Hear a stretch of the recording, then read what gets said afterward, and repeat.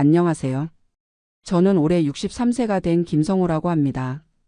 캘리포니아에서 30년 넘게 살다가 작년에 애리조나로 이사 온 한인입니다. 오늘 제가 이렇게 사연을 보내는 이유는 많은 분들이 소셜 시큐리티 언제 받을지 고민하시는데 제가 62세에 조기 수령한 경험을 나누고 싶어서입니다. 작년 5월 제 62번째 생일이 지나고 한 달 뒤에 소셜 시큐리티를 신청했습니다. 첫 번째 연금이 계좌에 들어왔을 때의 기분을 아직도 생생하게 기억합니다. 기대했던 것보다 적은 금액이었지만 그래도 확실한 월 수입이 생겼다는 안도감이 컸어요. 제가 받고 있는 금액은 월 1,847달러입니다. 처음 온라인으로 예상 금액을 확인했을 때는 67세 기준으로 2,639달러였는데 62세에 받으니까 약 30%가 깎여서 이 정도가 되었습니다. 많은 분들이 궁금해 하실 텐데 실제로 이 돈으로 어떻게 사는지 솔직하게 말씀드리겠습니다. 저는 1961년에 한국에서 태어났습니다. 1989년에 28세의 나이로 미국에 왔으니까 벌써 35년이 되었네요. 처음엔 유학생으로 왔다가 졸업 후 취업비자를 받아 일하기 시작했고 1995년에 영주권을 받았습니다. 시민권은 2001년에 취득했어요. 첫 직장은 로스앤젤레스 근처의 작은 엔지니어링 회사였습니다. 전자공학을 전공한 저에게는 꽤 좋은 기회였어요. 월급은 처음에 2,800달러 정도였는데 당시로서는 나쁘지 않은 수준이었습니다. 그 회사에서 7년 정도 일하다가 더 큰 회사로 이직했습니다. 1996년에 지금의 아내 미경이와 결혼했습니다. 아내도 한국에서 온 이민자였고 병원에서 엑스레이 기사로 일했어요. 신혼 초기에는 둘 다 열심히 일해서 월 합산 소득이 6,000달러 정도 되었습니다. 그때가 제 인생에서 가장 희망찬 시기였던 것 같아요. 첫째 아들 지훈이가 1998년에 태어나고 둘째 딸 지영이가 2000년에 태어났습니다. 아이들이 태어나면서 지출이 크게 늘었지만 그래도 저희는 꿈이 있었어요. 좋은 학군에 집을 사서 아이들을 잘 키우겠다는 목표가 있었거든요. 2002년에 토렌스에 있는 3베드룸 타운하우스를 45만 달러에 샀습니다. 다운 페이먼트로 9만 달러를 넣고 30년 모기지를 받았어요. 월 페이먼트가 보험과 세금 포함해서 2,650달러 정도였는데 당시 저희 소득으로는 부담스러웠지만 감당할 만했습니다. 제가 두 번째로 이직한 회사는 항공우주 관련 엔지니어링 업체였습니다. 거기서 15년 정도 일했는데 연봉이 차츰 올라서 2010년 즈음에는 8만 5천 달러 정도 받았어요. 하지만 2008년 금융위기 때 정말 힘들었습니다. 회사에서 레이오프가 있었고 저는 다행히 살아남았지만 월급이 동결되었어요. 그 시기에 집값도 많이 떨어졌습니다. 45만 달러에 산 집이 한때 28만 달러까지 떨어졌을 때는 정말 절망적이었어요. 모기지 페이먼트는 그대로인데 집값은 모기지 잔액보다 훨씬 낮으니까 언더워터 상태가 되었던 거죠. 아내도 그 시기에 병원에서 시간이 줄어들었습니다. 풀타임에서 파트타임으로 바뀌면서 소득이 절반으로 줄었어요. 가족 전체 소득이 월 7,000달러에서 5,500달러로 떨어지면서 정말 힘들었습니다. 그래도 저희는 버텼습니다. 아이들 교육비를 줄일 수도 없었고 집을 팔 수도 없는 상황이었으니까요. 그때부터 진짜 전략 생활이 시작되었어요. 외식은 거의 하지 않았고 휴가도 몇 년간 포기했습니다. 2017년에 세 번째 회사로 이직했습니다. 좀 더 안정적인 제조업체였는데 연봉이 9만 2천 달러까지 올랐어요. 그때가 제 커리어에서 가장 높은 연봉이었습니다. 하지만 나이가 56세였으니까 새로운 환경에 적응하는 게 쉽지 않았어요. 그 무렵 집값이 다시 오르기 시작했습니다. 2018년경에는 저희 집이 65만 달러 정도 되었고 2020년에는 75만 달러까지 올랐어요. 모기지 잔액이 15만 달러 정도 남아 있었으니까 드디어 상당한 에쿼티가 생긴 거죠. 아이들은 이미 다 컸습니다. 지훈이는 UC 어바인을 졸업하고 IT 회사에 취직했고 지영이는 간호학과를 나와서 로스앤젤레스의 병원에서 일하고 있어요. 둘 다 독립해서 자기 길을 잘 가고 있었습니다. 2020년 팬데믹이 시작되면서 제 인생에 큰 변화가 왔습니다. 회사에서 재택근무를 하게 되면서 굳이 비싼 캘리포니아에 살 필요가 있나 하는 생각이 들기 시작했어요. 특히 제가 60세가 되면서 은퇴에 대해 진지하게 고민하기 시작했습니다. 그때 저희 401k 계좌에는 약 42만 달러가 있었어요. 30년 넘게 꾸준히 넣었지만 솔직히 넉넉한 은퇴를 하기에는 부족한 금액이었습니다. 회사에서 매칭으로 주는 것 포함해서 연봉의 15% 정도는 계속 넣었는데 그동안 몇 번의 경제 위기를 겪으면서 손실도 있었고 2008년 위기 때는 한때 절반으로 줄기도 했거든요. 2021년에 본격적으로 은퇴 계획을 세우기 시작했습니다. 소셜 시큐리티 웹사이트에 가서 제 예상 연금액을 확인해 봤어요. 67세에 은퇴하면 월 2,639달러를 받을 수 있다고 나와 있었습니다. 62세에 조기 은퇴하면 1,847달러, 70세까지 미루면 3,275달러였습니다. 처음에는 당연히 67세까지 기다려야 한다고 생각했어요. 하지만 상황이 바뀌었습니다. 2021년 말에 회사에서 조기 은퇴 패키지를 제안했거든요. 55세 이상 직원들에게 특별 은퇴 혜택을 주는 프로그램이었습니다. 그 패키지는 꽤 매력적이었어요.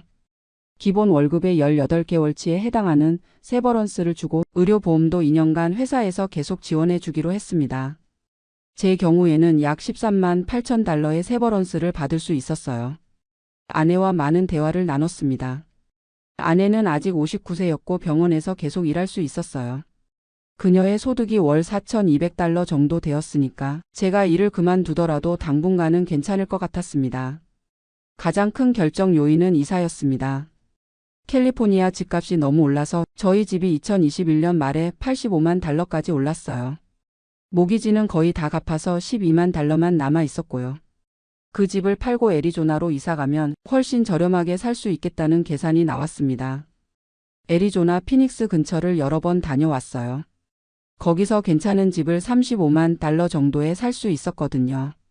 캘리포니아 집을 팔면 70만 달러 정도 현금이 남는데 그중 35만 달러로 애리조나에서 집을 현금으로 사고 나머지 35만 달러는 투자하거나 비상금으로 저축해 두는 거죠. 2022년 3월에 조기 은퇴 패키지를 받고 퇴사했습니다. 그리고 5월에 캘리포니아 집을 실제로 83만 달러에 팔았어요. 시장이 조금 식어서 예상보다는 적었지만 그래도 모기지 상환하고 리얼터 수수료 내고 나니까 약 68만 달러가 남았습니다. 애리조나로 이사한 것은 정말 잘한 결정이었어요. 피닉스에서 동쪽으로 30분 정도 떨어진 메사라는 도시에 집을 샀는데 3베드룸 2화장실에 차고 2개짜리 단독주택을 32만 달러에 현금으로 샀습니다. 캘리포니아 집보다는 조금 작지만 마당도 넓고 새로 리모델링된 깔끔한 집이었어요. 이사 비용이나 새 집 가구 사는 비용 등을 다 포함해서 약 5만 달러 정도 들었으니까 결국 30만 달러 정도가 순현금으로 남았습니다. 그 돈은 CD에 20만 달러, 주식 인덱스 펀드에 10만 달러 정도 분산 투자했어요. 2022년 5월 18일 제 62번째 생일 다음 달에 소셜 시큐리티를 신청했습니다. 온라인으로 신청하는 과정은 생각보다 간단했어요. 필요한 서류들을 업로드하고 신청서를 작성하는데 1시간 정도 걸렸습니다. 약 6주 뒤인 7월에 첫 번째 연금이 들어왔어요. 정확히 1,847달러. 예상했던 금액이지만 실제로 계좌에 입금된 걸 보니까 기분이 묘했습니다. 앞으로 평생 매월 이 돈을 받는다는 게 실감이 났거든요. 솔직히 말하면 조금 실망스러웠어요. 35년간 미국에서 성실하게 일하고 세금 냈는데 고작 1,847달러라니. 하지만 곧 생각을 바꿨습니다. 어차피 확정된 수입이고 나중에 인플레이션 조정도 받으니까 나쁘지 않다고요. 현재 저희 가게 상황을 말씀드리면 제 소셜 시큐리티 1,847달러에 아내 병원 수입 4,200달러 그리고 401K에서 매월 1,500달러씩 인출하고 있습니다. CD와 주식 투자에서 나오는 이자나 배당금이 월 800달러 정도 되고요. 총 월 수입이 8,347달러 정도입니다. 애리조나로 이사 온 후 생활비가 많이 줄었어요. 우선 모기지가 없으니까 주거비가 프로퍼티 텍스와 보험료, 유틸리티 비용만 월 800달러 정도입니다. 캘리포니아에 있을 때는 모기지 페이먼트만 2,400달러였는데 말이죠. 식료품비도 애리조나가 더 저렴해요. 월 600달러 정도면 충분하고 외식도 캘리포니아보다 30%는 싸요. 자동차 보험료도 훨씬 저렴하고 주 소득세가 없어서 세금 부담도 줄었습니다. 의료비는 걱정했는데 생각보다 괜찮아요. 아내가 병원에서 일하니까 가족 의료보험이 있고 65세가 되면 메디케어를 받을 수 있으니까요. 현재는 월 보험료 450달러에 본인 부담금도 적당한 수준입니다. 하지만 예상하지 못한 문제들도 있었어요. 첫 번째는 무료함이었습니다. 35년간 매일 출근하던 사람이 갑자기 할 일이 없어지니까 처음 몇 달은 정말 힘들었어요. 하루 종일 집에만 있으니까 답답하고 뭔가 생산적인 일을 하지 않는다는 죄책감도 들었습니다. 두 번째는 사회적 관계의 변화였어요. 직장 동료들과의 관계가 자연스럽게 끊어지면서 새로운 환경에서 친구를 사귀기가 쉽지 않았습니다. 특히 애리조나에는 아는 사람이 아무도 없었거든요. 세 번째는 장기적인 재정 불안감이었습니다. 현재는 401k에서 매월 $1,500씩 인출하고 있는데 이 속도로 가면 77세 정도에 바닥날 것 같아요. 물론 아내도 62세가 되면 소셜 시큐리티를 받을 수 있고 저희 집도 있으니까 완전히 거덜나지는 않겠지만 그래도 불안한 마음은 있습니다. 하지만 좋은 점들이 더 많아요. 우선 스트레스가 확실히 줄었습니다. 직장에서 받던 압박이나 정치적인 문제들에서 완전히 해방되었거든요. 매일 아침 일어나서 오늘 뭘 할까 계획을 세우는 자유로움이 좋아요. 새로운 취미도 생겼습니다. 골프를 배우기 시작했는데 애리조나는 골프 치기 정말 좋은 곳이에요. 퍼블릭 코스 피가 캘리포니아의 절반 수준이고 날씨도 1년 내내 좋으니까 언제든지 칠 수 있어요. 정원 가꾸기도 새로 시작했습니다. 캘리포니아에서는 마당이 작아서 할 수 없었는데 여기서는 마당이 넓어서 토마토도 키우고 허브도 기르고 있어요. 직접 기른 채소로 요리해서 먹는 맛이 정말 좋아요. 아내와의 관계도 더 좋아졌어요. 제가 집에 있으니까 집안일도 분담하게 되고 함께 보내는 시간이 늘어나면서 대화도 많아졌습니다. 주말에는 같이 하이킹을 가거나 새로운 곳을 탐험하기도 해요. 지역 한인 커뮤니티에도 참여하기 시작했습니다. 피닉스에 생각보다 한인들이 많이 살고 있어요. 한인의 행사에도 참여하고 비슷한 나이대에 은퇴한 분들과 친분을 쌓고 있습니다. 제가 62세에 소셜 시큐리티를 조기 수령한 걸 후회하는지 물어보신다면 지금까지는 후회하지 않는다고 답하겠어요. 물론 67세까지 기다렸다면 월 $792를 더 받을 수 있었겠지만 그 5년이라는 시간이 더 소중하다고 생각해요. 특히 건강한 60대 초반의 시간을 놓치고 싶지 않았어요. 이 나이에 여행도 가고 새로운 취미도 배우고 인생을 즐길 수 있는 시간이 얼마나 소중한지 알거든요. 돈은 줄어들지만 그 대신 얻는 자유와 여유가 그보다 가치 있다고 생각합니다. 다만 조기 은퇴를 고려하시는 분들께 몇 가지 조언을 드리고 싶어요. 첫째, 충분한 저축이 반드시 필요합니다. 소셜 시큐리티만으로는 편안한 생활이 어려워요. 401k나 개인 저축이 최소 $400만 있어야 안심할 수 있을 것 같습니다. 둘째, 주거비를 줄이는 것이 정말 중요해요. 저희처럼 모기지를 다 갚거나 더 저렴한 지역으로 이사하는 것을 고려해 보세요. 월 주거비가 $1,000 이하로 내려가면 부담이 확실히 줄어듭니다. 셋째, 의료보험을 꼼꼼히 확인하세요. 65세 전까지는 개인적으로 보험을 유지해야 하는데 이 비용이 만만치 않아요. 배우자가 직장에 다녀서 가족보험이 있다면 정말 다행이고요. 넷째, 새로운 루틴과 목표를 만들어야 해요. 갑자기 할 일이 없어지면 우울해질 수 있거든요. 취미든 봉사활동이든 무언가 의미 있는 활동을 찾아보세요. 다섯째, 경제적 여유가 있다면 재정 플래너와 상담해 보세요. 세금 최적화나 투자 전략 같은 것들을 전문가와 논의하면 도움이 됩니다. 저도 작년에 한번 상담받았는데 유용했어요. 제가 받는 소셜 시큐리티 $1,847, 이 금액이 많다고 할 수는 없어요. 하지만 확실한 수입이라는 게 정말 큰 의미가 있습니다. 매월 첫 번째 수요일에 계좌에 입금되는 걸 확인할 때마다 미국이라는 나라에 감사한 마음이 들어요. 35년간 성실하게 일하고 세금 낸 대가로 이제 평생 이 돈을 받을 수 있다는 게 정말 고마워요. 물론 더 많았으면 좋겠지만 기본적인 생활비는 충분히 커버할 수 있는 수준이에요. 요즘은 매일 아침 6시에 일어나서 커피 한 잔 마시며 신문을 읽어요. 그 다음에는 30분 정도 동네를 산책하고 오전에는 정원 일이나 집안 정리를 합니다. 오후에는 골프를 치러 가거나 친구들과 만나고 저녁에는 아내와 함께 요리해서 먹어요. 이런 일상이 단조로워 보일 수도 있지만 저에게는 정말 소중한 시간들이에요. 직장 다닐 때는 항상 쫓기듯 살았는데 이제는 제 속도대로 살 수 있거든요. 물론 가끔은 돈에 대한 걱정이 들기도 해요. 인플레이션이 계속 오르고 있고 의료비도 나이가 들수록 더 들 텐데 과연 이 돈으로 충분할까 하는 생각이 들거든요. 하지만 그런 걱정을 너무 많이 하지 않으려고 노력해요.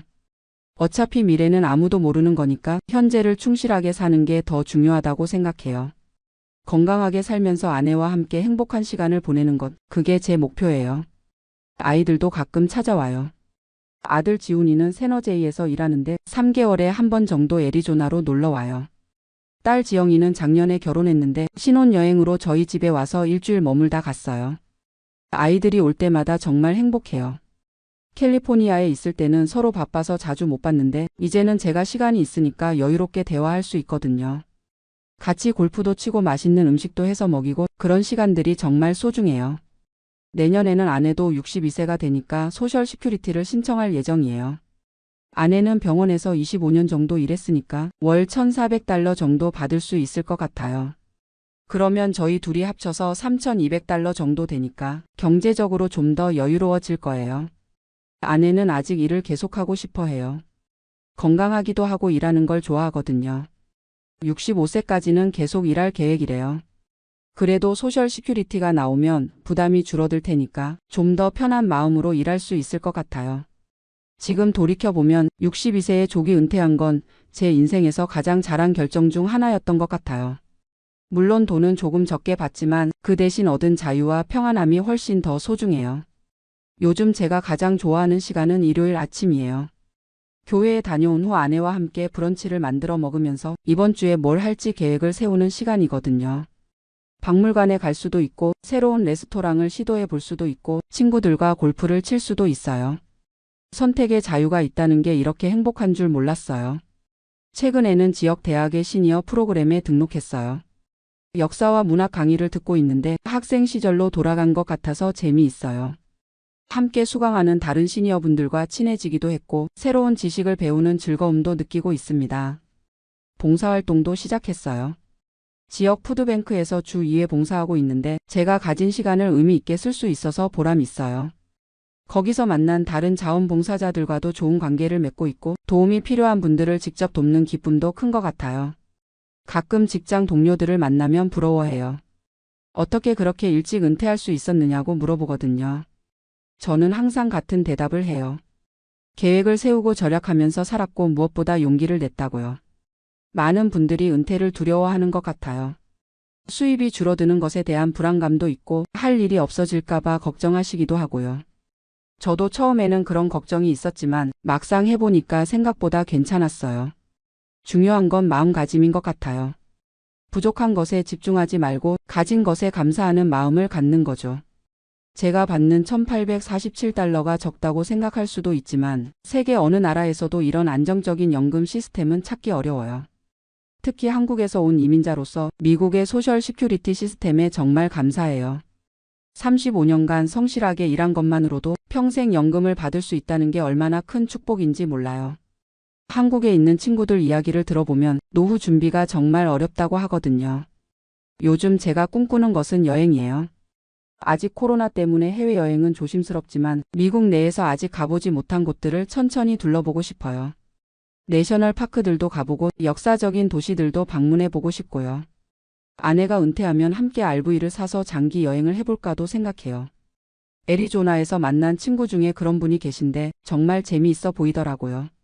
3개월 정도 미국 전체를 돌아다니면서 각 지역의 문화와 음식을 경험해 보는 거죠.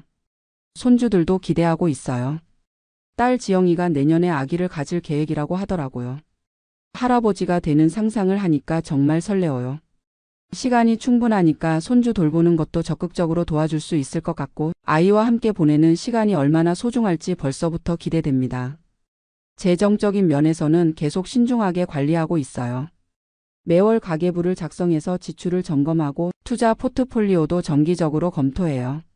401k에서 인출하는 금액도 시장 상황에 따라 조절하고 있고 필요하면 지출을 줄이는 것도 고려할 준비가 되어 있어요. 하지만 너무 인색하게 살지는 않으려고 해요. 돈을 아끼기 위해 인생을 즐기지 못한다면 조기 은퇴한 의미가 없잖아요. 적당한 선에서 절약하면서도 하고 싶은 일들은 하면서 살고 있어요. 예를 들어 외식은 일주일에 한두 번 정도 하고 골프도 퍼블릭 코스에서만 치지만 즐겁게 하고 있어요. 여행도 럭셔리하게 하지는 않지만 1년에 두세 번 정도는 새로운 곳을 가보려고 해요. 건강 관리에도 더 신경 쓰게 되었어요. 시간이 있으니까 규칙적으로 운동할 수 있고 식사도 더 건강하게 준비할 수 있거든요. 매일 아침 30분씩 걷기 운동을 하고 주 3회는 피트니스 센터에 가서 근력 운동도 해요. 정기 건강검진도 빠뜨리지 않고 받고 있어요. 나이가 들수록 건강이 가장 중요한 자산이라는 걸 실감해요. 아무리 돈이 있어도 건강하지 않으면 의미가 없잖아요. 다행히 지금까지는 큰 문제 없이 건강하게 지내고 있어서 감사해요. 이제 63세가 된 저에게 소셜 시큐리티 1,847달러는 단순한 수입 이상의 의미가 있어요. 그 돈은 제가 35년간 미국에서 성실하게 살아온 증거이고 앞으로도 안정적으로 살아갈 수 있다는 보장이에요. 액수가 크지 않다고 실망하시는 분들도 계실 텐데 저는 이렇게 생각해요. 소셜 시큐리티는 노후 생활의 기초가 되는 돈이지 전부가 되어서는 안 된다고요. 나머지는 개인적인 저축과 투자로 채워나가야 하는 거죠. 만약 지금 40대이시거나 50대 초반이시라면 은퇴 계획을 진지하게 세워보시기 바랍니다. 401k에 최대한 많이 넣으시고 회사에서 매칭해 주는 것도 꼭 받으세요. 또한 생활비를 줄일 수 있는 방법들도 미리 고민해 보시고요. 특히 주거비 부담을 줄이는 것이 정말 중요해요. 모기지를 빨리 갚거나 은퇴 후에 더 저렴한 지역으로 이사하는 것도 좋은 방법이에요. 저희처럼 캘리포니아에서 애리조나로 이사한 것만으로도 생활비가 월 $1,500 정도 줄었거든요. 그리고 소셜 시큐리티를 언제 받을지도 신중하게 결정하세요. 개인의 건강 상태, 가족 상황, 재정 상태를 종합적으로 고려해서 판단하시면 됩니다. 무조건 67세까지 기다리는 게 최선은 아니에요. 저처럼 62세에 조기 수령하는 것도 나쁘지 않은 선택일 수 있어요. 다만 충분한 준비가 되어 있어야 한다는 전제하에서 말이죠. 월 생활비가 $3,000 이하로 내려갈 수 있고 추가 수입원이 있다면 충분히 고려해 볼 만해요. 마지막으로 제가 하고 싶은 말은 은퇴가 끝이 아니라 새로운 시작이라는 것입니다. 직장에서의 정체성을 벗어나서 진짜 자신이 원하는 삶을 살 수 있는 기회거든요. 저는 62세에 새로운 인생을 시작했어요. 매일 아침 일어날 때마다 오늘 하루를 어떻게 보낼지 설렘으로 가득해요. 이런 기분은 직장 다닐 때는 느낄 수 없었던 거예요. 소셜 시큐리티 1,847달러, 이 돈이 제게는 자유의 상징이에요. 많지 않은 돈이지만 이 돈 덕분에 제가 원하는 삶을 살 수 있거든요. 지금 은퇴를 고민하고 계신 모든 분들께 용기를 내시라고 말씀드리고 싶어요. 충분한 준비만 되어 있다면 생각보다 괜찮을 거예요. 무엇보다 건강할 때 인생을 즐기는 것이 중요하다고 생각해요. 제 사연이 같은 고민을 하고 계신 분들께 조금이나마 도움이 되었으면 좋겠습니다. 감사합니다. 제 평생 이렇게 바보 같은 짓을 한 적이 없습니다. 65세가 되어서야 깨달은 게 있다면 돈이라는 건 정말 무서운 것이라는 겁니다. 안녕하세요. 저는 올해 65세가 된 김성훈이라고 합니다. 30년 전 젊은 나이에 미국으로 이민을 와서 지금까지 미국 시애틀에서 살고 있어요. 지금 이 순간도 가슴이 답답해서 잠을 못 자고 있습니다. 아내는 옆에서 자고 있는데 제가 무슨 일을 벌였는지 아직 모르거든요. 어떻게 말해야 할지 모르겠어요. 30년간 한 푼 두 푼 모은 은퇴자금 $1,000,000를 한국 주식에 몰빵했다가 반토막이 났습니다. 정확히는 $51만 남았어요.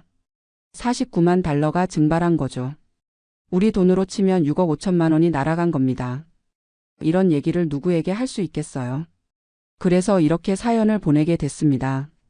저는 1959년생으로 서울 성동구에서 태어났습니다. 아버지는 작은 공장을 운영하셨고 어머니는 집에서 아이들을 돌보셨어요. 중학교 때까지는 그럭저럭 살았는데 아버지 사업이 어려워지면서 집안 형편이 힘들어졌어요. 고등학교는 야간 고등학교를 다녔고 낮에는 공장에서 일했습니다. 그래도 공부는 좋아했어서 야간 공과대학에 들어갔어요. 기계공학을 전공했습니다. 졸업하고 대기업에 들어가려고 했는데 당시에는 야간대 출신을 잘 안 뽑더라고요. 그래서 중견 기계 부품 회사에 들어가서 엔지니어로 일했습니다. 5년 정도 일하면서 기술도 배우고 경험도 쌓았어요. 그런데 1990년대 초반 회사 사정이 어려워지기 시작했어요. 그 무렵 대학 선배 한 분이 미국에 계셨는데 미국으로 오라고 하시더라고요. 당시 미국에서는 기계 엔지니어 수요가 많았거든요. 고민 끝에 1994년 35세의 나이에 아내와 함께 미국으로 왔습니다. 아이들은 아직 없었어요. 첫째가 미국에서 태어났거든요. 처음에는 정말 힘들었습니다. 영어도 서툴고 미국 회사 문화도 낯설고요. 하지만 기술만큼은 자신이 있었어요. 시애틀에 있는 중견 제조업체에 들어갔습니다. 항공기 부품을 만드는 회사였어요. 보잉하고도 거래하는 회사였으니까 기술 수준이 높았죠. 처음 연봉이 45,000달러였어요. 당시로서는 괜찮은 수준이었습니다. 무엇보다 401K라는 게 있더라고요. 회사에서 은퇴 자금을 지원해주는 제도였어요. 제가 매월 급여의 6%를 넣으면 회사에서 3%를 추가로 넣어주는 거였어요. 그때부터 401K에 돈을 넣기 시작했습니다. 아내도 한국에서 간호사였는데 미국 간호사 자격증을 따서 병원에서 일했어요. 아내도 401K가 있었으니까 둘 다 열심히 모았죠. 첫째 아들이 1996년에 태어나고 둘째 딸이 1999년에 태어났어요. 아이들 키우느라 돈이 많이 들었지만 그래도 401K만큼은 절대 건드리지 않았습니다. 회사에서도 승진을 했어요. 시니어 엔지니어, 그 다음에는 프로젝트 매니저까지 올라갔습니다. 연봉도 점점 올라서 은퇴하기 전에는 9만 달러까지 받았어요. 30년간 한 번도 401K를 건드리지 않고 꾸준히 넣었습니다. 회사 매칭도 받고 시장 수익률도 나쁘지 않았어요. 처음에는 주로 미국 주식 펀드에 투자했는데 나이가 들면서 채권 비중을 늘렸어요. 60세가 넘어서는 주식 40%, 채권 60%로 맞췄습니다. 그렇게 해서 은퇴할 때까지 모인 돈이 정확히 100만 48달러였어요. 아내 것까지 합치면 150만 달러 정도였죠. 소셜 시큐리티까지 합치면 부부가 매월 4,000달러 정도 받을 수 있었어요. 시애틀에서 그럭저럭 살 만한 돈이었죠. 그런데 제가 왜 이런 일을 벌였을까요? 은퇴하고 나니까 시간이 너무 많더라고요.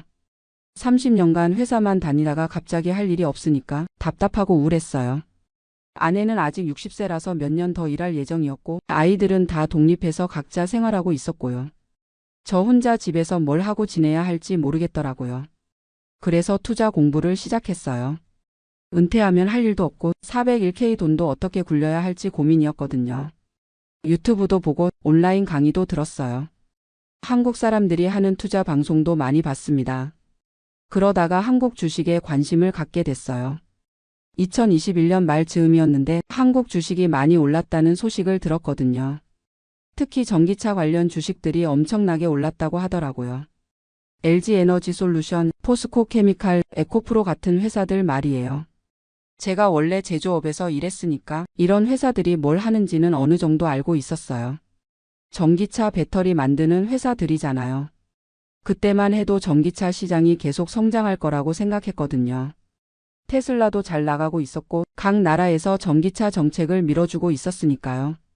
그런데 미국에서 한국 주식을 사려면 복잡하더라고요. 직접 한국 증권회사에 계좌를 만들어야 하고 세금 문제도 복잡하고요. 그래서 처음에는 한국 ETF를 샀어요.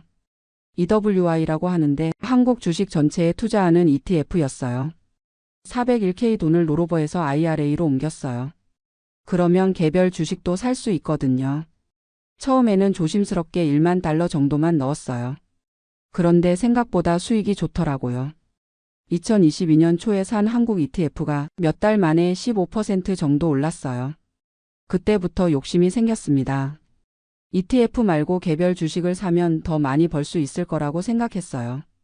한국 증권회사에 해외 거주자 계좌를 만들었습니다. 처음에는 삼성전자를 샀어요.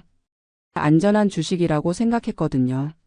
일주에 6만 원 정도 했는데 2만 달러어치 샀습니다. 그 다음에는 LG에너지솔루션을 샀어요. 상장한 지 얼마 안 된 회사였는데 전기차 시장 성장으로 많이 오를 거라고 판단했거든요. 처음에는 정말 잘 됐어요.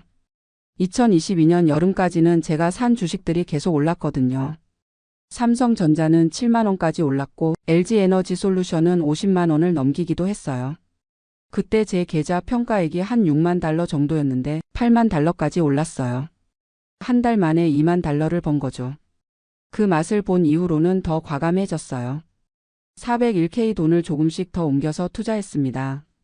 10만 달러, 20만 달러 이런 식으로 점점 늘려갔어요. 아내는 그때도 일하고 있어서 제가 뭘 하는지 자세히 몰랐어요. 그냥 투자 공부하고 있다고만 했거든요. 2022년 말까지는 정말 잘 됐어요. 제 계좌에 40만 달러 정도 들어 있었는데 평가액이 55만 달러까지 올랐습니다. 15만 달러를 번 거예요. 그때 생각이 이참에 크게 한번 해보자는 거였어요. 어차피 나이도 많고 다시 돈 벌 기회도 별로 없으니까 401k 돈을 다 넣어서 큰 돈을 벌어보자고 생각했습니다. 그래서 2023년 초에 401k 돈을 거의 다 옮겼어요. 80만 달러를 추가로 넣었습니다. 총 120만 달러가 제 한국 주식 계좌에 들어간 거죠. 그때만 해도 자신만만했어요. 한국 경제가 회복되고 전기차 시장도 계속 성장할 거라고 믿었거든요. 특히 중국 시장이 열리면서 한국 배터리 회사들이 큰 돈을 벌 거라고 생각했어요. CATL이라는 중국 배터리 회사와 경쟁하면서 기술력으로 이길 수 있을 거라고 봤습니다. 그런데 2023년 봄부터 분위기가 이상해지기 시작했어요. 중국 경제가 생각보다 안 좋다는 소식이 들리고 전기차 시장 성장세도 둔화된다는 얘기가 나왔어요. 처음에는 일시적인 조정이라고 생각했어요.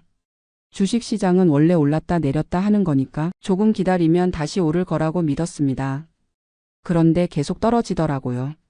삼성전자가 6만 원대로 떨어지고 LG에너지솔루션은 40만 원대까지 내려갔어요. 그래도 팔지 않고 버텼습니다. 일단 투자한 돈이니까 손절하기가 아까웠거든요.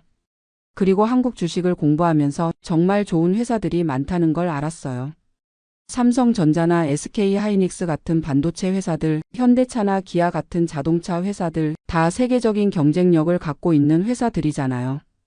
특히 반도체 분야에서는 한국이 세계 1, 2위를 다투고 있으니까 장기적으로는 분명히 오를 거라고 생각했어요. 그래서 더 샀습니다. 물타기를 한 거죠. 주가가 떨어질 때마다 조금씩 더 샀어요. SK하이닉스도 샀고 현대차도 샀고 포스코홀딩스도 샀어요. 한국의 대표 기업들이니까 안전할 거라고 생각했거든요. 2023년 여름까지는 그럭저럭 버텼어요. 계좌 평가액이 90만 달러 정도였으니까 30만 달러 정도 손해를 본 상태였죠.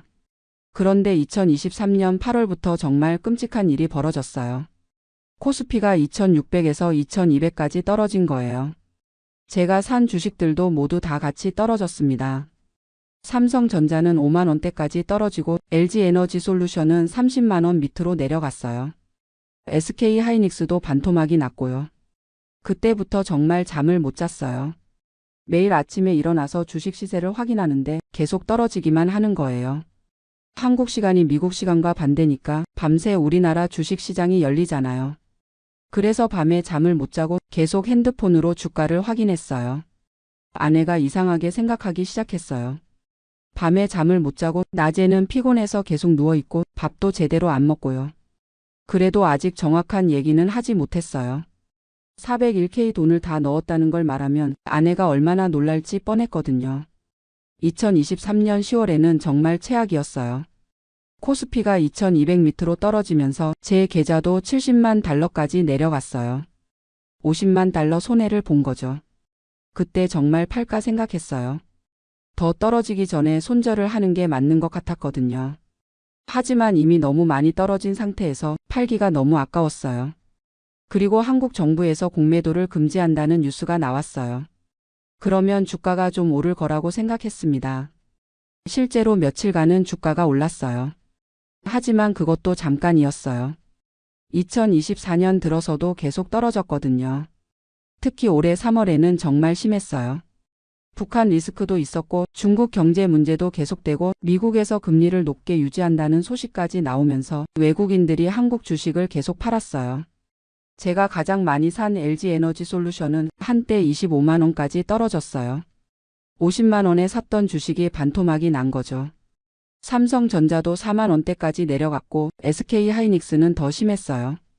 15만 원에 샀던 주식이 8만 원까지 떨어졌거든요. 그래도 계속 버텼어요. 이미 이렇게 된 이상 끝까지 가보자는 심정이었어요. 그런데 올해 8월에 정말 충격적인 일이 벌어졌어요. 일본 은행에서 금리를 올린다고 발표하면서 전 세계 주식시장이 폭락한 거예요. 그날 하루 만에 코스피가 8% 넘게 떨어졌어요. 서킷 브레이커까지 발동됐다고 하더라고요. 제 계좌도 하루 만에 5만 달러가 날아갔습니다. 그때 정말 현실을 받아들였어요. 이제는 더 이상 버틸 수 없다고 생각했거든요. 마지막 남은 돈이라도 지켜야겠다고 판단했습니다. 결국 올해 9월에 모든 주식을 팔았어요. 120만 달러로 시작해서 51만 달러만 남았습니다. 정확히 49만 달러를 잃은 거예요. 우리 돈으로 6억 5천만 원이 증발한 겁니다. 30년간 모은 은퇴 자금의 절반이 날아간 거죠. 그 돈이면 뭘 할 수 있었을까요? 집도 바꿀 수 있었을 텐데, 아이들 결혼 자금도 도와줄 수 있었을 텐데, 아내랑 여행도 많이 다닐 수 있었을 텐데요. 지금 생각해 보니까 정말 한심해요. 65세가 돼서 무슨 투기를 했는지 정말 바보 같은 짓이었어요. 한국 주식이 나쁘다는 게 아니에요. 분명히 좋은 회사들이 많고 장기적으로는 오를 거라고 생각해요. 하지만 제가 잘못한 게 너무 많았어요. 첫째는 분산 투자를 안 한 거예요. 401k 돈을 거의 다 한국 주식에 넣었거든요. 둘째는 타이밍이 나빴어요. 2022년, 2023년은 전 세계적으로 주식시장이 어려운 시기였는데 그때 큰 돈을 투자한 거죠. 셋째는 감정적으로 투자한 거예요. 손해를 보니까 더 사고 더 떨어지니까 또 사고 이런 식으로 하면 절대 안 되는 건데요. 넷째는 나이를 생각하지 않은 거예요. 65세면 안전한 투자를 해야 하는 나이인데 젊은 사람처럼 고위험 투자를 한 거죠. 지금 와서 후회해도 소용없지만 정말 돌이킬 수 없는 실수를 했어요. 아내한테는 아직 정확한 얘기를 못했어요. 투자해서 좀 손해를 봤다고만 했거든요. 49만 달러를 잃었다고 하면 아내가 얼마나 놀랄지 상상이 안 돼요. 다행히 아내 401k는 건드리지 않았어요. 그리고 소셜 시큐리티도 받을 수 있고요. 집도 이미 다 갚았으니까 당장 굶어 죽지는 않을 거예요. 하지만 계획했던 은퇴 생활은 불가능해졌어요. 원래는 여행도 다니고 손주들 용돈도 주고 여유롭게 살려고 했는데 이제는 그런 꿈은 접어야겠어요. 혹시 아직 아르바이트라도 해야 할까 생각하고 있어요. 65세에 다시 일자리를 구하기는 쉽지 않겠지만 그래도 뭔가 해야 할 것 같아요. 아이들한테도 미안해요. 원래는 유산도 좀 남겨주려고 했는데 이제는 오히려 짐이 될까봐 걱정이에요. 무엇보다 아내한테 미안합니다. 30년간 같이 고생해서 모은 돈을 제 혼자 판단해서 날려버렸으니까요. 지금 이 글을 쓰면서도 손이 떨려요. 정말 돌이킬 수 없는 실수를 했구나 새삼 실감이 나거든요. 젊은 분들한테 하고 싶은 말이 있어요. 투자는 정말 신중하게 하세요. 특히 은퇴 자금은 절대 모험하지 마세요. 그리고 나이가 들수록 안전한 투자를 해야 해요. 저처럼 65세에 주식 투기를 하면 안 됩니다. 젊을 때는 손해를 봐도 만회할 시간이 있지만 나이가 들면 기회가 없어요. 또 한 가지는 가족과 상의하라는 거예요. 혼자 결정하지 말고 큰 투자는 가족과 함께 의논해서 하세요. 저처럼 혼자 결정하면 큰 실수를 할 수 있어요. 마지막으로 욕심을 부리지 마세요. 큰 돈을 벌려고 하다가 큰 돈을 잃어요. 적당한 수익에 만족하는 게 좋습니다. 이제 남은 51만 달러로 어떻게 살아갈지 계획을 새로 세워야 해요. 안전한 투자로 바꿔서 조금이라도 더 늘려보려고 합니다. 그리고 아내한테는 곧 사실을 말해야겠어요. 아무리 미안하고 부끄러워도 숨길 수는 없으니까요. 혹시 저와 비슷한 실수를 하신 분이 계시다면 너무 자책하지 마세요. 이미 벌어진 일은 어쩔 수 없으니까 앞으로라도 현명하게 살아야죠. 돈을 잃은 것도 아프지만 가장 아픈 건 가족들한테 실망을 안겨줄 거라는 생각이에요. 30년간 신중하고 계획적이었던 제가 마지막에 이런 실수를 했다는 게 믿어지지 않아요. 하지만 이제라도 정신을 차리고 남은 인생을 현명하게 살아보려고 합니다. 비록 돈은 많이 잃었지만 건강은 아직 괜찮 채 시도 김계속 편집으니까 할 수 있는 일들을 찾아보려고 해요. 그리고 이번 일을 통해서 깨달은 게 있어요. 돈이 전부가 아니라는 거죠. 물론 돈이 중요하긴 하지만 가족의 건강과 화목이 더 소중하다는 걸 알았어요. 아내가 아직 모르고 있지만 언젠가 알게 되면 분명히 실망할 거예요. 하지만 그래도 저를 용서해 줄 거라고 믿어요. 30년간 함께 살아온 사이니까요. 아이들도 처음에는 놀라겠지만 결국은 이해해 줄 거라고 생각해요. 다행히 둘 다 직장이 있고 각자 잘 살고 있으니까요. 저도 이제 마음을 바꿔먹었어요. 남은 돈으로 무리하게 투자하지 않고 안전하게 예금이나 국채에 넣어둘 거예요. 수익률은 낮지만 원금은 보장되니까요. 그리고 혹시 가능하다면 파트타임 일자리라도 찾아보려고 해요. 한국 마트에서 일하거나 한국 사람들 상대로 번역 일을 하거나 뭔가 할 수 있는 일이 있을 거예요. 나이가 많긴 하지만 아직 건강하고 경험도 많으니까 어딘가에서는 필요로 할 거라고 생각해요. 무엇보다 이제는 가족과 더 많은 시간을 보내려고 해요. 돈 걱정 때문에 스트레스 받고 혼자 끙끙 앓는 대신에 가족들과 솔직하게 얘기하고 함께 해결책을 찾아보려고 합니다. 손주들도 이제 조금씩 큰데 할아버지로서 해줄 수 있는 일들이 많을 거예요. 돈은 많이 못 줘도 시간과 관심은 줄 수 있잖아요. 그리고 한국과의 인연도 다시 생각해보게 됐어요. 투자 때문에 한국에 관심을 갖게 됐는데 비록 돈은 잃었지만 고향에 대해 더 많이 알게 된 건 수학이에요. 코로나 때문에 못 갔지만 언젠가 다시 한국에 가보고 싶어요. 이번에는 투자 목적이 아니라 순수하게 고향을 보러 가고 싶습니다. 서울도 많이 바뀌었을 테고 어린 시절 살던 동네도 어떻게 됐는지 궁금해요. 비록 돈은 별로 없지만 검소하게라도 여행할 수 있을 거예요. 이번 일로 제 자신에 대해서도 많은 걸 알았어요. 겉으로는 신중하고 계획적인 사람이라고 생각했는데 실제로는 욕심도 많고 감정적인 면도 있더라고요. 특히 손해를 보면 그걸 만회하려고 더 큰 모험을 하는 성격이라는 걸 깨달았어요. 이런 성격이 투자에는 독이 되는 거였죠. 앞으로는 이런 제 성격을 잘 알고 큰 결정을 할 때는 더 신중하게 하려고 해요. 그리고 혼자 결정하지 말고 반드시 가족과 상의하겠습니다. 지금 생각해보면 왜 그때 아내한테 얘기를 안 했을까 후회돼요. 아내가 말렸다면 이런 일은 없었을 텐데 제 고집 때문에 혼자 결정한 거죠. 아내는 저보다 훨씬 현실적이거든요. 간호사로 일하면서 여러 사람들을 봐왔으니까 세상을 보는 눈이 저보다 냉정해요. 만약 그때 아내한테 상의했다면 분명히 너무 위험하다, 조금씩만 해봐라라고 했을 거예요. 하지만 저는 그런 조언을 듣기 싫었던 거죠. 큰 돈을 벌어서 아내를 놀라게 해주고 싶었거든요. 그 욕심이 결국 독이 됐어요. 이제는 정말 겸손해졌습니다. 65세에 이런 교훈을 얻게 될 줄 몰랐어요. 나이가 들어서도 배울 게 많다는 걸 깨달았습니다. 젊은 분들이 이 사연을 듣고 교훈을 얻으셨으면 좋겠어요. 저 같은 실수는 하지 마세요. 특히 은퇴 자금만큼은 정말 조심해서 다루세요. 한번 잃으면 다시 만회하기 어려워요. 저는 이제 65세니까 새로 돈을 벌 기회가 많지 않지만 젊은 분들은 아직 시간이 있으니까 신중하게 하시기 바랍니다. 그리고 투자를 하더라도 절대 한 곳에 몰빵하지 마세요. 분산 투자가 정말 중요해요. 저처럼 한국 주식에만 몰빵하면 위험해요. 또 하나는 감정적으로 투자하지 말라는 거예요. 손해를 보면 더 사고 이익을 보면 더 욕심을 내고 이런 식으로 하면 결국 큰 손해를 봐요. 미리 계획을 세우고 그 계획대로 차근차근 하는 게 좋아요. 저처럼 충동적으로 하면 안 됩니다. 마지막으로 가족과의 소통이 정말 중요해요. 큰 돈이 걸린 결정은 혼자 하지 마시고 반드시 가족과 상의하세요. 가족이 여러분의 가장 좋은 조언자예요. 지금 이 순간에도 아내가 옆에서 자고 있는데 내일 아침에는 정말 솔직하게 얘기해야겠어요. 49만 달러를 잃었다는 것도 앞으로 어떻게 살아갈지도요. 물론 아내가 많이 놀라고 실망할 거예요. 하지만 이제라도 솔직하게 얘기하고 함께 해결책을 찾는 게 맞다고 생각해요. 혼자 끙끙 앓으면서 스트레스 받는 것보다는 가족과 함께 현실을 받아들이고 새로운 계획을 세우는 게 낫겠죠. 비록 돈은 많이 잃었지만 아직 건강하고 가족도 있으니까 다시 시작할 수 있을 거라고 생각해요. 물론 예전 같은 여유로운 은퇴 생활은 어렵겠지만 그래도 검소하게나마 행복하게 살 수 있을 거예요. 이 사연을 들으시는 분들도 저 같은 실수는 하지 마시고 행복한 노후를 준비하시기 바랍니다. 돈도 중요하지만 건강과 가족이 더 소중하다는 걸 잊지 마세요. 저는 돈을 잃고 나서야 이걸 깨달았지만 여러분은 미리 알아두시기 바랍니다. 긴 이야기를 들어주셔서 감사합니다. 이렇게 얘기하고 나니까 마음이 좀 가벼워지네요.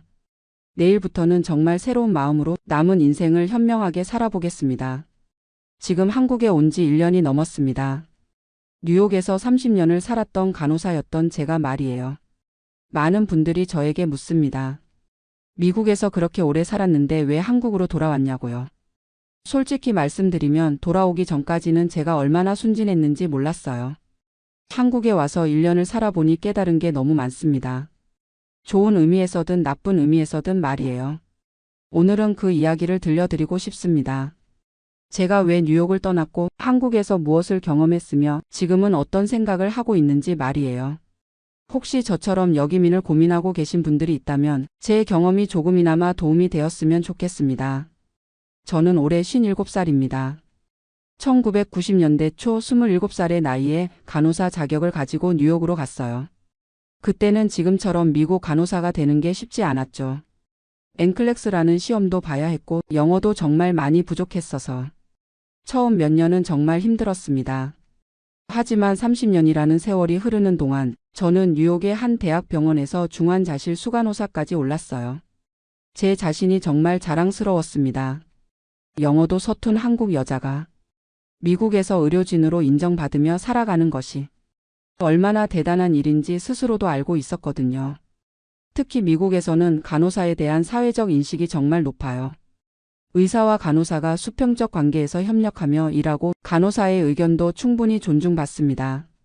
환자들도 간호사를 진정한 의료진으로 대해주고요. 그런 환경에서 30년을 일하니 저도 자연스럽게 프로페셔널한 의료인이라는 자부심을 갖게 되었어요. 연봉도 나쁘지 않았어요. 수간호사로서 받는 연봉이 우리나라 돈으로 1억 원이 넘었거든요. 게다가 메디케어라는 의료보험도 있어서 65세가 넘으면 의료비 걱정도 크게 없고요. 그런데 왜 한국으로 돌아왔느냐고요? 사실 저에게는 한 가지 아쉬움이 있었어요. 바로 부모님이셨습니다. 저희 부모님은 제가 미국에 간 이후로 딱 3번밖에 만나지 못했어요. 부모님이 미국에 오신 게 2번, 제가 한국에 간 게 1번이었죠. 30년 동안 고작 3번이요. 부모님은 2010년대에 모두 돌아가셨는데 그때 저는 정말 후회가 많이 되었어요. 돈을 벌고 성공한다고 했지만 정작 가장 소중한 분들과는 시간을 제대로 보내지 못했구나 싶어서요. 그래서 저는 결심했습니다. 이제라도 한국으로 돌아가서 제가 태어나고 자란 땅에서 남은 인생을 보내고 싶다고요. 한국의 의료 시스템도 많이 발전했다고 들었고 간호사 출신이니까 한국에서도 충분히 일할 수 있을 거라고 생각했어요. 무엇보다 한국어는 제 모국어니까 언어 장벽도 없을 거라고 생각했거든요. 2023년 초 저는 본격적으로 한국행을 준비하기 시작했어요. 먼저 한국의 간호사 면허를 취득해야 했어요. 미국에서 30년을 일했지만 한국에서 간호사로 일하려면 한국 간호사 면허가 필요하거든요. 다행히 미국에서 간호대학을 졸업하고 엔클렉스를 통과한 경력이 있어서 한국 간호사 국가고시를 볼 자격은 되었어요. 하지만 30년 만에 다시 보는 시험이라 정말 많이 공부해야 했습니다. 한국의 의료 시스템이나 약물 이름들도 많이 달라져 있었고요. 특히 한국어 의학 용어들이 가장 어려웠어요. 미국에서는 모든 걸 영어로 했는데 한국에서는 당연히 한국어로 해야 하잖아요. 하지만 저는 해낼 수 있다고 확신했어요. 6개월간 열심히 공부해서 시험에 합격했거든요. 그리고 2023년 가을 드디어 한국 땅을 밟았습니다. 30년 만에 여기민이었어요. 처음에는 모든 게 신기했어요. 서울의 모습이 제가 떠났을 때와는 완전히 달랐거든요. 지하철도 엄청나게 확장되어 있고 스마트폰으로 모든 걸 할 수 있고 배달 앱으로 음식도 주문할 수 있고요. 기술의 발전에 정말 놀랐습니다. 하지만 한편으로는 적응하기가 쉽지 않았어요. 가장 먼저 부딪힌 문제는 건강보험이었어요. 저는 미국 시민권자이지만 한국에서 태어났으니까 당연히 바로 건강보험에 가입할 수 있을 거라고 생각했거든요. 그런데 알고 보니 그게 아니었어요. 2024년부터 건강보험법이 바뀌어서 외국인이나 제외 국민은 한국에 6개월 이상 거주해야만 건강보험에 가입할 수 있게 되었다고 하더라고요. 6개월 동안은 민간보험을 들거나 병원비를 전액 본인 부담으로 내야 한다는 거였어요. 미국에서는 메디케어가 있어서 의료비 걱정이 없었는데 갑자기 모든 의료비를 다 내야 한다니 정말 당황스러웠어요.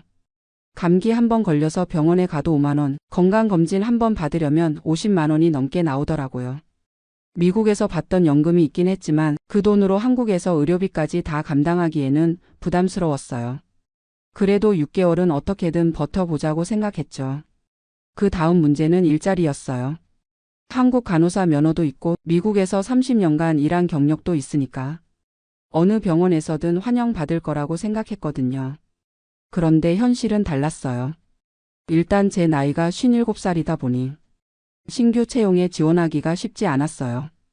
대부분 병원에서는 젊은 간호사를 선호하더라고요. 그나마 몇 군데 병원에서 면접 기회를 주었는데 면접에서 받은 질문들이 정말 의외였어요. 미국에서 그렇게 오래 일하셨는데 한국 병원 문화에 적응할 수 있으시겠어요? 한국은 미국과 달리 위계 질서가 엄격한데 괜찮으시겠어요? 한국어 의학 용어는 얼마나 아시나요? 이런 질문들을 받으면서 저는 점점 불안해지기 시작했어요. 특히 위계질서가 엄격하다는 말이 계속 신경 쓰였거든요. 미국에서는 의사든 간호사든 모두 팀의 일원으로서 수평적으로 협력했는데 한국은 아직도 수직적인 문화가 남아있다는 뜻인 것 같았어요. 결국 서울의 한 종합병원에서 일할 기회를 얻었어요. 제 경력을 인정해서 일반 간호사보다는 조금 높은 직급으로 시작할 수 있었죠. 연봉은 미국에서 받던 것의 3분의 1 정도였지만 한국에서 새 출발을 하는 거니까 만족했어요. 그리고 2024년 초 드디어 한국에서 간호사로 일을 시작했습니다. 첫 출근 날 저는 정말 설렜어요. 30년 만에 한국 병원에서 일하게 된 거잖아요. 그런데 첫날부터 문화적 충격을 받았어요. 일단 호칭부터가 달랐어요. 미국에서는 의사든 간호사든 서로 이름으로 불렀거든요. 하이 제너퍼 헤이 마이크 이런 식으로요. 그런데 한국에서는 엄격한 호칭 문화가 있더라고요. 의사는 무조건 선생님, 간호사끼리도 선배는 선생님 또는 언니, 심지어 1년 차이만 나도 높임말을 써야 하고요. 처음에는 이게 정말 어색했어요. 미국에서 30년을 수평적인 관계로 일했는데 갑자기 누구는 높이고 누구는 낮춰야 한다니요. 더 충격적인 건 의사와 간호사의 관계였어요. 미국에서는 의사와 간호사가 각자의 전문성을 인정하며 협력적으로 일했거든요. 간호사가 의사에게 의견을 제시하는 것도 자연스럽고 의사도 간호사의 의견을 존중해 줬어요. 그런데 한국에서는 완전히 달랐어요. 의사가 오면 간호사들이 모두 일어서서 인사를 하고 의사의 지시는 절대적인 것처럼 여겨지더라고요. 간호사가 의사에게 질문을 하거나 의견을 제시하는 것도 굉장히 조심스러운 분위기였어요. 어느 날 환자의 상태에 대해서 제가 의사에게 의견을 말했어요. 미국에서라면 당연히 할 수 있는 일이었거든요. 그런데 그 의사가 저를 쳐다보는 눈빛이 정말 차갑더라고요. 간호사가 의사에게 이런 말을 하는 게 적절한가요? 그 한마디에 저는 정말 충격을 받았어요. 미국에서 30년간 프로페셔널한 의료진으로 일했는데 한국에서는 마치 의사의 보조자 취급을 받는 느낌이었거든요. 동료 간호사들에게 이런 얘기를 했더니 그분들은 오히려 제가 이상하다는 반응이었어요. 원래 한국은 그런 게 당연하다. 의사 선생님께 함부로 말하면 안 된다. 미국식으로 하면 여기서 적응하기 어렵다. 이런 말들을 들으면서 저는 정말 혼란스러웠어요. 과연 제가 30년간 쌓아온 프로페셔널리즘이 한국에서는 통하지 않는 건가 싶어서요. 하지만 더 충격적인 건 따로 있었어요. 바로 환자들의 반응이었어요. 미국에서는 환자들이 간호사를 정말 존중해줬거든요. 간호사도 의사와 마찬가지로 중요한 의료진이라고 생각했어요. 그런데 한국에서는 환자들이 간호사를 마치 서비스업 종사자처럼 대하더라고요. 간호사 좀 불러봐, 이것 좀 해달라, 저것 좀 해달라, 심지어 반말하는 환자들도 있었어요. 물론 모든 환자가 그런 건 아니었지만 미국과는 확실히 다른 분위기였어요. 미국에서는 간호사가 환자에게 치료에 대해 설명을 하면 환자들이 진지하게 듣고 감사하다고 했는데 한국에서는 의사 선생님께 물어볼게요 라는 반응이 더 많았어요. 간호사의 말보다는 의사의 말을 더 신뢰하는 분위기였죠. 이런 경험들을 하면서 저는 점점 우울해지기 시작했어요. 30년간 쌓아온 제 정체성이 한국에서는 인정받지 못한다는 느낌이 들었거든요. 미국에서는 프로페셔널 너스였는데 한국에서는 그냥 의사의 보조자 같은 느낌이었어요. 연봉도 3분의 1로 줄었고 사회적 인식도 이렇게 다르니 정말 제가 올바른 선택을 한 건지 의문이 들었어요. 특히 병원 내부의 위계질서는 정말 적응하기 어려웠어요. 미국에서는 경력이 오래되면 자연스럽게 존중받고 나이나 입사 순서보다는 실력과 경험을 중시했거든요. 그런데 한국에서는 1년 차이만 나도 선후배 관계가 명확하고 심지어 실력보다도 서열이 우선시되는 경우가 많았어요. 저보다 경력이 훨씬 짧은 간호사라도 제가 나중에 입사했으니까 낮은 대우를 받는 거죠. 미국에서 수간호사까지 했던 경력이 무색할 정도였어요. 그리고 간호사들 사이의 관계도 미묘했어요. 미국에서는 동료들끼리 정말 협력적이었거든요.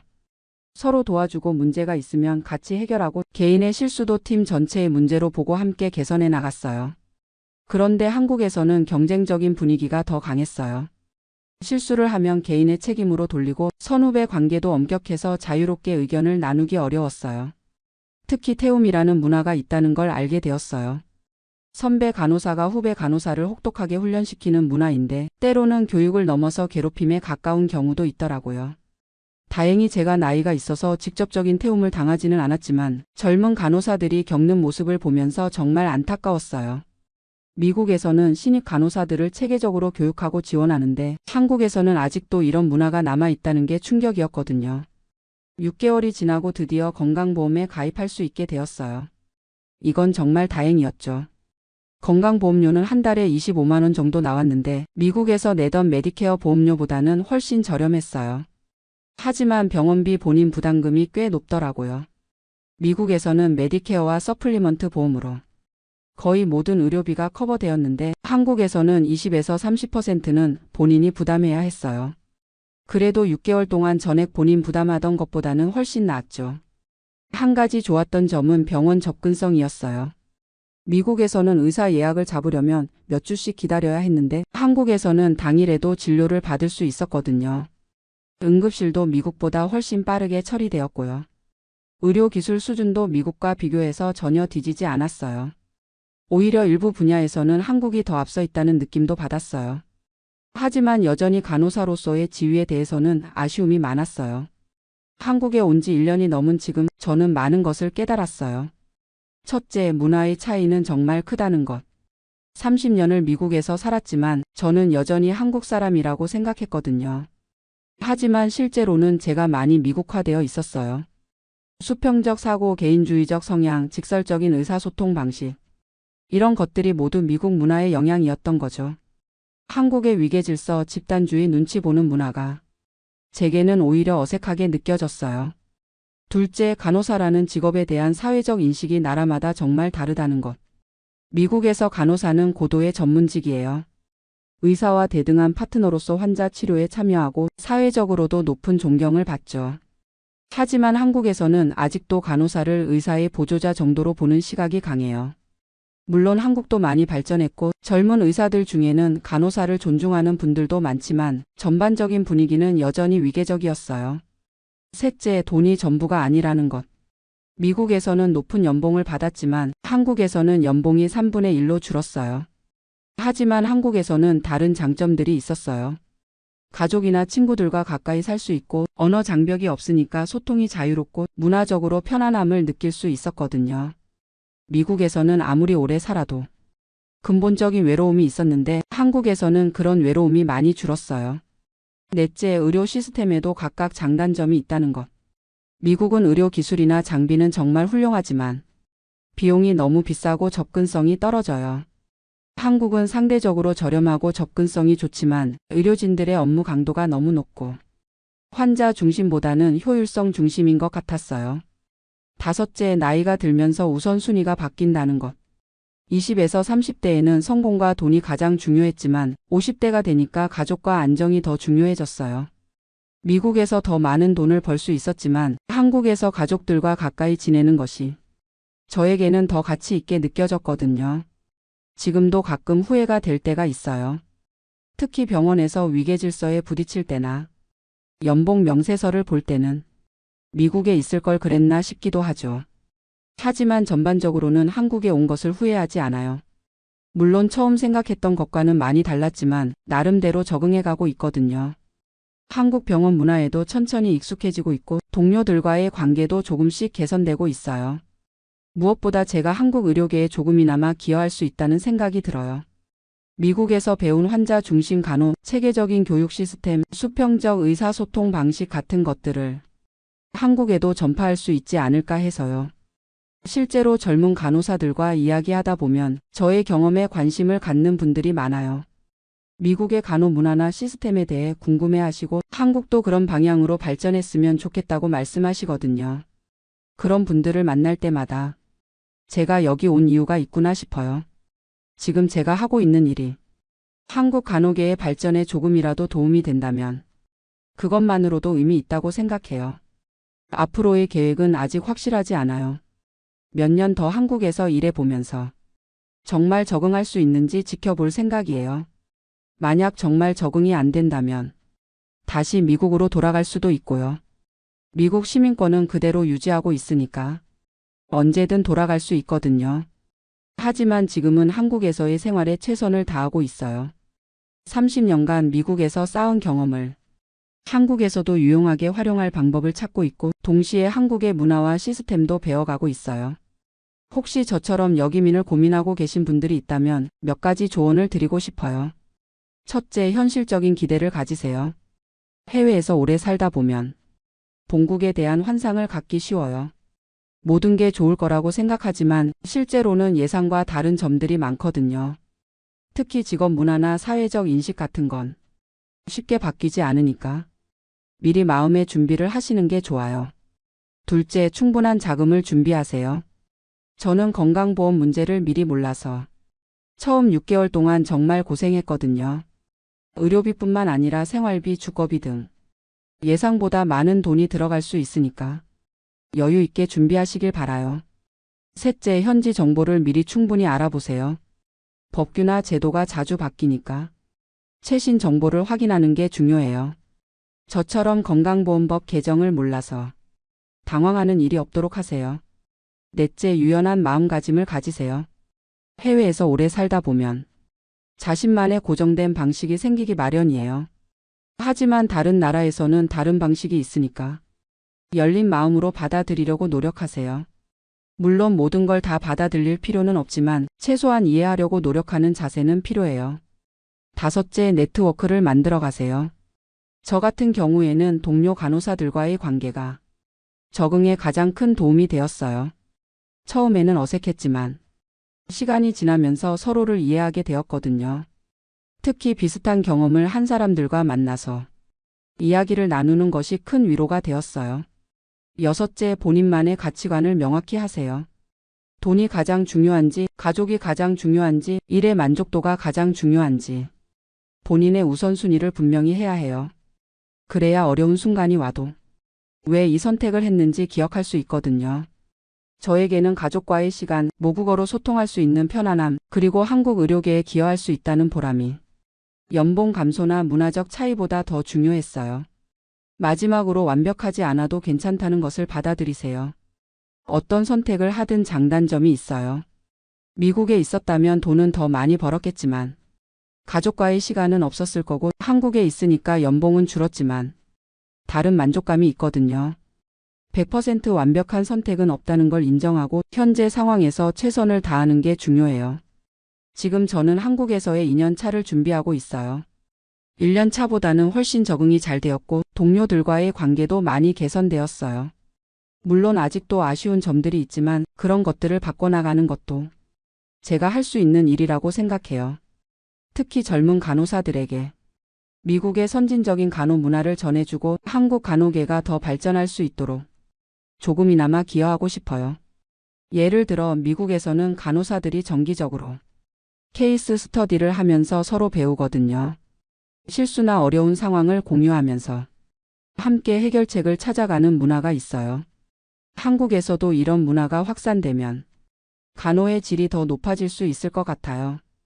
또 환자 중심 간호에 대한 인식도 조금씩 바뀌어가고 있는 것 같아요. 젊은 의사들과 간호사들은 예전보다 훨씬 협력적이고 수평적으로 일하려고 하거든요. 물론 아직 갈 길이 멀지만 변화의 조짐은 보이고 있어요. 그런 변화에 제가 조금이라도 기여할 수 있다면 정말 보람될 것 같아요. 개인적으로는 한국 생활에 점점 만족하고 있어요. 언어 장벽이 없다는 게 정말 큰 장점이에요. 미국에서는 아무리 영어를 잘해도 미묘한 뉘앙스나 유머는 놓치는 경우가 많았거든요. 하지만 한국에서는 동료들과 진짜 깊은 대화를 할 수 있어요. 그리고 음식도 정말 좋아요. 30년 동안 한국 음식이 그리웠는데 이제는 언제든 먹고 싶은 음식을 먹을 수 있거든요.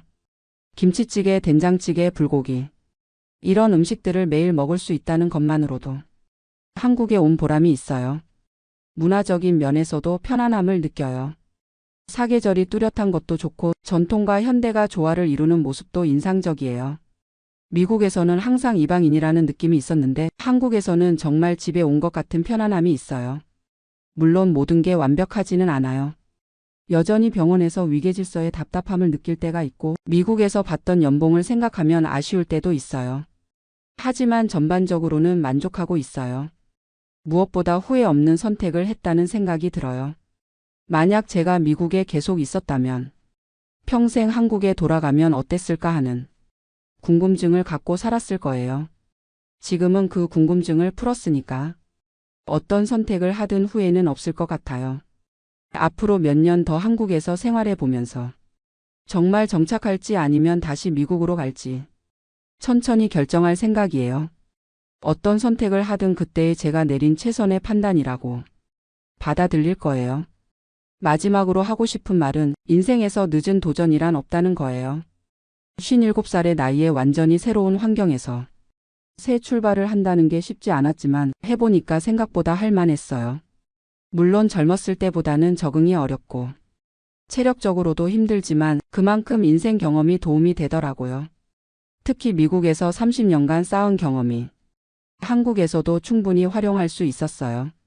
혹시 비슷한 고민을 하고 계신 분들이 있다면 용기를 내서 도전해 보시라고 말씀드리고 싶어요. 실패하더라도 후회는 없을 거예요. 적어도 궁금증은 풀 수 있으니까요. 그리고 생각보다 새로운 환경에 적응할 수 있는 능력이 있다는 것도 발견하게 될 거예요. 저도 처음에는 정말 막막했지만 1년이 지난 지금은 나름대로 자리를 잡아가고 있거든요. 인생은 생각보다 길고 늦었다고 생각할 때가 가장 빠른 때라는 말이 정말 맞는 것 같아요. 오늘 제 이야기가 비슷한 고민을 하고 계신 분들에게 조금이나마 도움이 되었으면 좋겠습니다. 감사합니다. 저는 지금 뉴욕 맨해튼 한인타운에서 카라오케를 운영하고 있는 53살 김성호라고 합니다. 정확히는 운영하고 있다고 말하기도 민망할 정도로 처참한 상황입니다. 한때 월 매출 8만 달러를 기록했던 제 가게가 지금은 8천 달러도 간신히 나오는 상황이니 10분의 1로 떨어진 셈입니다. 매일 아침 눈을 뜨면 가슴이 답답해서 숨을 제대로 쉴 수가 없어요. 월세만 2만 2천 달러인데 매출이 8천 달러라니 이게 말이 됩니까? 직원들 월급, 전기세, 각종 라이센스 비용까지 합치면 매달 적자가 2만 달러가 넘습니다. 저축해둔 돈으로 버티고 있지만 이제 바닥이 보이기 시작했어요. 돌이켜보면 정말 꿈같은 시절이 있었습니다. 제가 이 카라오케를 시작한 건 2015년이었어요. 그때만 해도 뉴욕 한인타운의 밤문화는 정말 활기가 넘쳤거든요. 32번가 일대에는 한국 음식점들이 즐비했고 밤이 되면 직장인들, 유학생들, 관광객들로 거리가 북적였습니다. 카라오케는 그 중에서도 가장 인기 있는 놀거리였어요. 미국인들한테는 신기한 문화였고 한국 사람들한테는 고향의 향수를 달래주는 공간이었거든요. 특히 금요일 밤과 주말이면 웨이팅이 2시간씩 있을 정도였습니다. 그 시절엔 정말 돈이 술술 들어왔어요. 평일에도 룸이 팔알은 찬 상태였고 주말이면 새벽 3시까지도 손님들이 끊이지 않았습니다. 술값도 만만치 않았지만 사람들은 기꺼이 지갑을 열었어요. 소주 한 병에 25달러, 맥주 한 병에 8달러였지만 아무도 비싸다고 하지 않았거든요. 2018년에는 월 매출이 7만 달러까지 올라갔고 2019년 상반기에는 드디어 8만 달러를 돌파했습니다. 그때 정말 우쭐했어요. 아내한테 이제 우리도 성공했다고 자랑스럽게 말했던 기억이 나네요. 직원도 8명까지 늘렸고 룸도 기존 12개에서 15개로 확장했습니다. 그런데 그 성공이 독이 되었을 줄 누가 알았겠어요. 2020년 3월 코로나가 터진 순간부터 모든 게 달라졌습니다.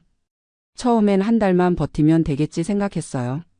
정부에서 2주간 영업 중단이라고 했을 때만 해도 휴가 한번 길게 가는 셈 치자고 생각했거든요.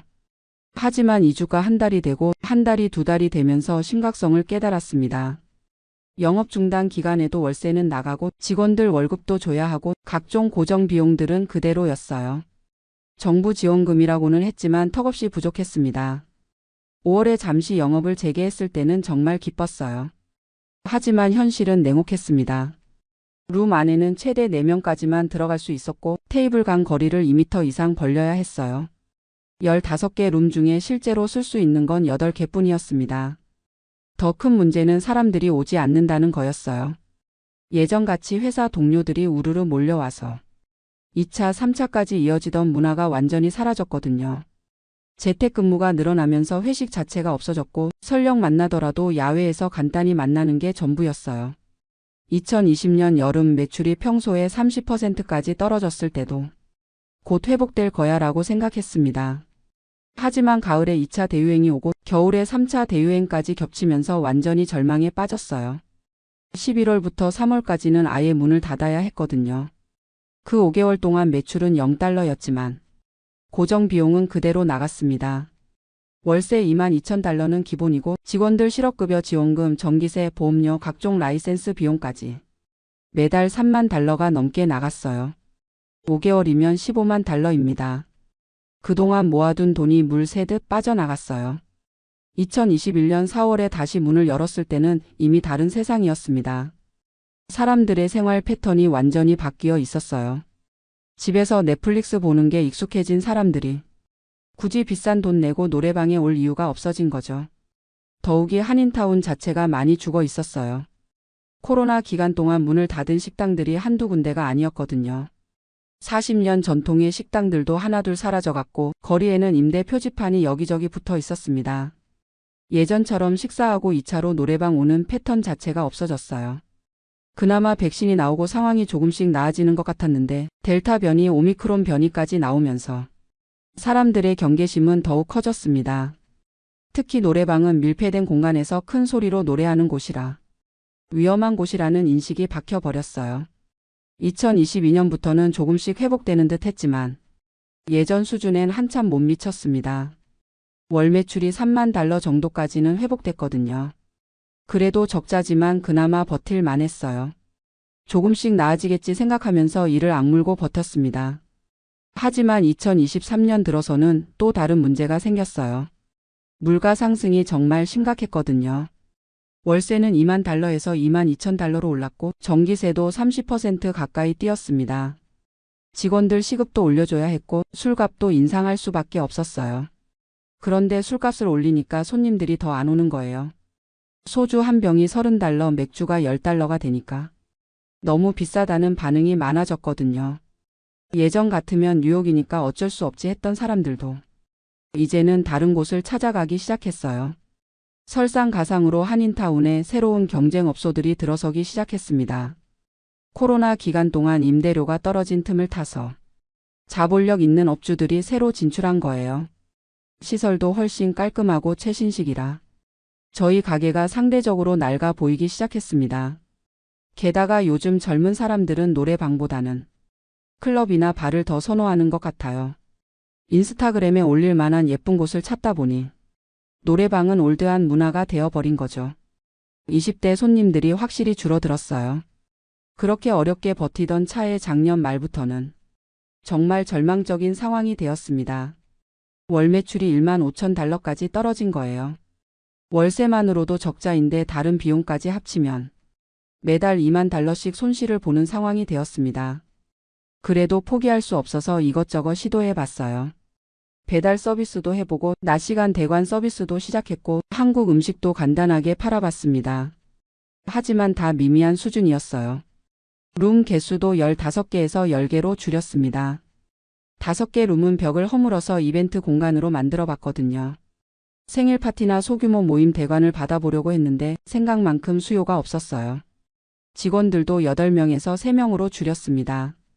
카운터 1명, 서빙 1명, 주방 1명만 남기고 나머지는 다 내보낼 수밖에 없었어요. 20년 넘게 같이 일했던 매니저한테 미안하다고 말할 때 정말 눈물이 났습니다. 그렇게 최대한 비용을 줄여봐도 매달 1만 5천 달러의 적자는 피할 수 없었어요. 그나마 아직 남아있던 적금을 깨고 부동산을 담보로 대출을 받아서 버텼습니다. 그런데 올해 들어서는 상황이 더욱 악화되었어요. 지금 월 매출이 8천 달러 정도밖에 안 됩니다. 주말에도 룸이 절반 정도밖에 안 차고 평일은 거의 텅텅 비어 있어요. 예전에는 하루에 200명씩 왔던 곳인데 지금은 20명도 안 올 때가 많습니다.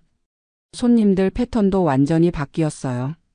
예전에는 저녁 7시부터 새벽 2시까지 꾸준히 손님이 있었는데 지금은 금요일 밤 9시부터 12시 사이에만 조금 붐빌 뿐이에요.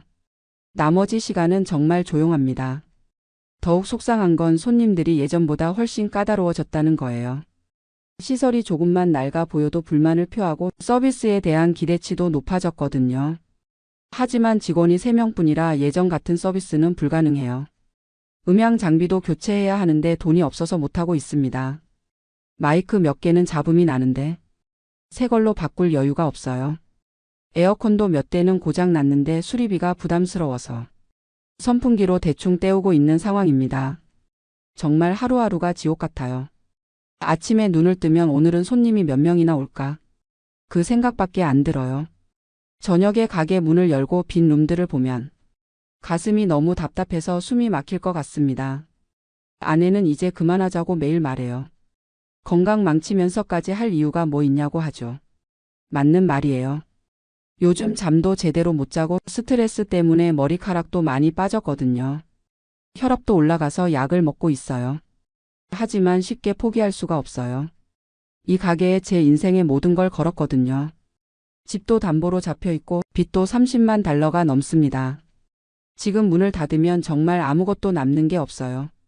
더욱이 이 일밖에는 할 줄 아는 게 없어요.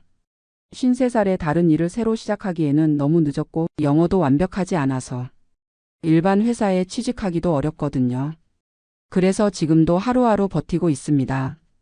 혹시나 해서 새로운 마케팅도 시도해보고 있어요. 인스타그램 계정도 만들고 틱톡에도 영상을 올려보고 있거든요. 젊은 손님들을 끌어보려고요. 할인 이벤트도 계속하고 있어요. 평일에는 룸 사용료를 30% 할인해주고 학생들한테는 추가 할인도 해줍니다. 생일 파티나 기념일에는 케이크도 서비스로 줘요. 그래도 매출은 늘지 않아요. 8,000달러에서 1만 달러 사이를 왔다 갔다 할 뿐이에요. 월세 22,000달러는 여전히 큰 산이고 다른 고정 비용까지 합치면 매달 2만 달러의 적자입니다. 은행에서도 더 이상 대출을 해주지 않겠다고 했어요. 이미 빚이 너무 많다는 이유로요. 친구들한테도 돈을 빌려달라고 부탁했지만 다들 코로나 때문에 자기들도 어렵다고 하네요. 정말 막막해요. 이대로 가다가는 몇 개월 후에는 정말로 문을 닫아야 할 것 같습니다. 그러면 지금까지의 모든 노력이 물거품이 되는 거죠.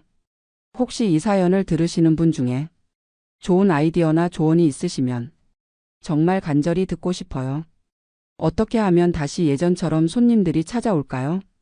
노래방 업계가 다시 살아날 방법은 정말 없는 걸까요? 지금 이 순간에도 가게에 앉아서 빈 룸들을 바라보며 이 사연을 쓰고 있습니다.